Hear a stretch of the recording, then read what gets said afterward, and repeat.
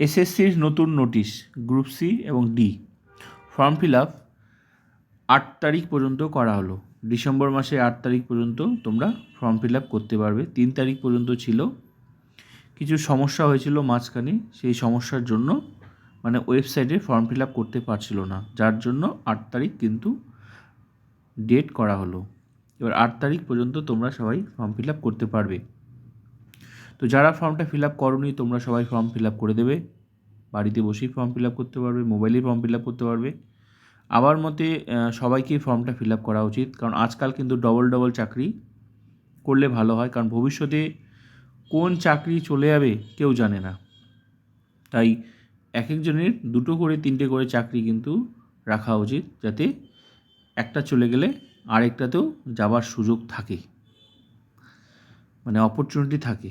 তাই ফর্মটা fill up অবশ্যই করা উচিত।